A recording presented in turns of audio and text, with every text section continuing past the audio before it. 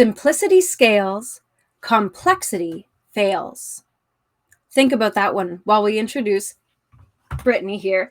And I'll tell you, I thought of those words really heavily, and that's why I can't even get words out of my mouth, because it's such a big notion. Simplicity scales, complexity fails. Brittany, I need you to introduce yourself to everyone.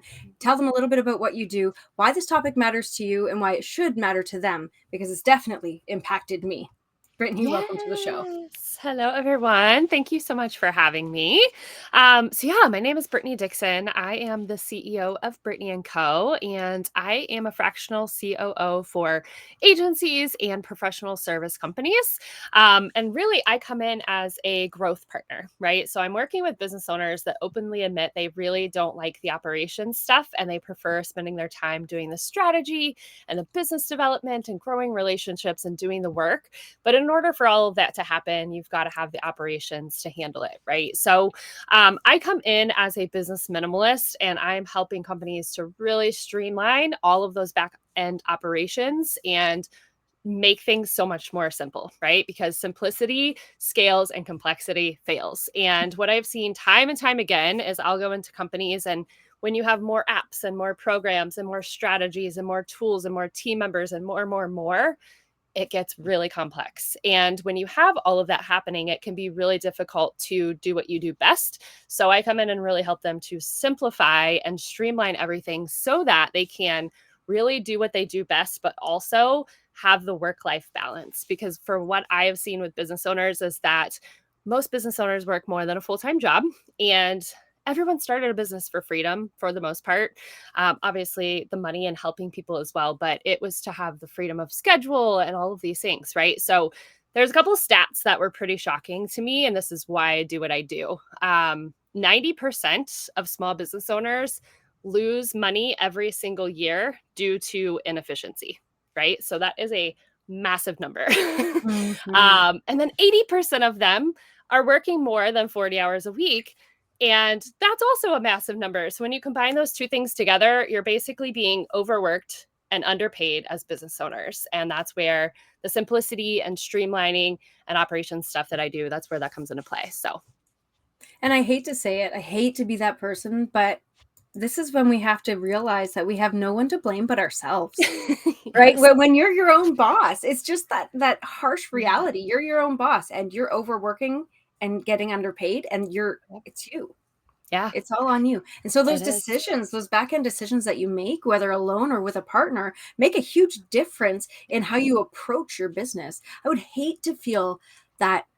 Oh goodness, that's what is that?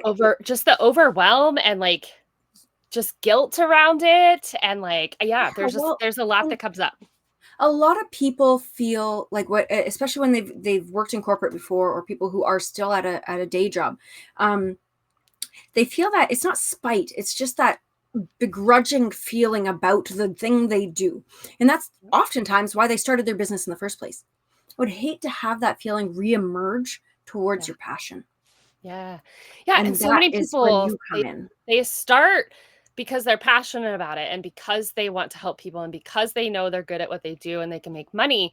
But you also have to have the flip side of this and have the work-life balance, because you cannot work yourself to death, right? So just a little bit of background on me. My husband, my kids, and I actually moved into an RV about a year ago and hit the road full time. We lived in an RV, we travel in an RV, we homeschool. And that was one of those like 10-year, like when the kids are grown kind of dreams, right? And we had a couple things happen where we had a good friend of ours pass away. We had a family member get cancer, all of these life things that come up, and it just really makes you reevaluate things. And I was like, why are we waiting? And we were tied to his job. We were tied to him being local to where we were. And finally, an opportunity came up where he could be remote. My business is remote. And I was like, I think we're just going to jump in and do this. Now, I'm not saying that like you need to create this dream business for yourself to be able to go live in an RV. That's not everyone's dream. I get that. But the freedom that has given us, and also the time, like work-life balance and being able to see our kids more, all of those things are possible because of what I've done with my business and what I help other people do with their businesses, right? So it is just creating your like life by design instead of just living on default, because I think that's what a lot of people do when they get stuck in a rut, right? So I come in and help you create a better work-life balance within your business so that you can do whatever that big picture dream is for yourself. That's right. And flowing between what you do for work and what you do for business makes a huge difference. Feeling that freedom to go heavy on one, light on the other, and vice versa. Switching that around, it creates a sort of levity. No matter how hard things are in one realm or the other, it creates a levity that allows you to experience life fully. And so I'm curious then, for anybody watching right now, they think about, what is your big dream for your life? Because your business is supposed to feed your life, not the other way around. Yes. So when you think about that big dream for your life, whether it's RVing across the country with your family, or whether it's starting yourself a homestead, or maybe it's going to see concerts every weekend, who knows, right? Whatever that dream is, what would you say is the first step towards simplifying your business so that it does feed into that lifestyle that you want? Yeah, so I think you really just have to assess, right? So we all get so caught up in the day to day and like just doing the things. We check the email and we do the client work and we just get caught up in the day to day. And while all of that is important, there's no way you're going to be able to step back and see that big picture without either taking some time to do it or hiring somebody to come in and force you to take the time to do it, right? So you really have to assess what's working, what's not working, what you like, what you don't like. What is that vision, right? There's so many people you ask that question, like, what do you want? And they can't really answer it. If you don't know what you want, it's going to be impossible to take the steps to get to the thing, right? So if that isn't clear and you don't know what you want and you don't know what's working, what's not working, it's going to be really difficult to put anything into place. So that first step is that assessment for sure. And that assessment. So yeah, you say it's so funny. I just find this very funny because this is just the same as kind of something that I've been dissecting lately with regards to creating marketing for your business. Yeah. There's this idea of just show up, right? And we know that that's ridiculous because it's not a build it and they will come type of scenario. No. But conversely, this whole idea of do an assessment is kind of the same idea, right? Yep. It's the same process of where okay, that sounds fine and dandy, but how the hell do I do that? You said something interesting. If you're not going to make the time to do it yourself, you need to hire somebody to help you. Yep. And even that, like, that's, first of all, boom. Yeah. Truth bomb. Like, do the thing that you need to do because you need to do it. But secondly, that can even be a hard hurdle to get over because mindset wise, you feel like you need to be putting out all these fires because it's a fire. So you're always putting out these fires. And a kind of a perspective shift that I like to introduce people to is just this idea where, you've got to consider yourself kind of like a slingshot, right? You really, really, really, really, really want to get over there. You want to get to that point, and that point, it's so cool. It's amazing. You've got this idea of what it is, but the slingshot is going nowhere if you do not first pull it back. Yep. So you need to take the opportunity, breathe deeply, allow the fire to burn on its own. Yep. And then step back for a moment, a day, a weekend. And listen, the fires will always be there. The fires will always be there. And they will just continue to burn bigger if you don't go and try to put them out and put systems in place to actually take care of those things in advance, right? So I think one of the biggest things, and I've worked with companies from solopreneur all the way up to $20 million companies, and I will tell you the common thread across the board is time management. And if you cannot manage your time will manage you. Like that's just the truth, right? Like there's only so many hours in the day. There's only so many hours in the week. And it is what you do with those hours that is either going to have you constantly putting out fires or thriving and being that slingshot that goes across and makes these big things, right? That is honestly the first piece I would start with is like, look at your calendar. We're creatures of habit. If you look week over week over week, I can guarantee you're going to pick up some patterns as far as like what types of activities are on those calendars and if those things are working or not working. So time management is probably the top thing that most entrepreneurs and business owners struggle with. And if you can't manage it and like get a grasp on it, it's always going to be a problem. And that's one of the first things we tackle when I talk to people, for sure. I was going to ask about like the order of importance. So I guess you kind of tackled the first order of importance, and that is time management. If you were to say like the top 3 things, we've got time management at the top. What would come next? Yeah. So honestly, I think it's task management, because you think about every single call that you get on, how many action items come out of that, every single meeting you're in, all of the action items. If you don't have a really organized place to put all of those actions and make sure that they're getting completed, and you've got sticky notes and notebooks and Google Doc here and a Google Doc there and a Google Sheet here, and like, oh, I put that on my phone, you can't ever see how much work you actually have because it's in 15 different places. So task management is definitely the second thing that I tackle. And I'm like, all right, where do you keep it? How do you keep yourself organized? Like, let's take over. Beautiful. Yes. And then I'm just going to ask for number 3, just because I like the rule of 3. What are we looking at?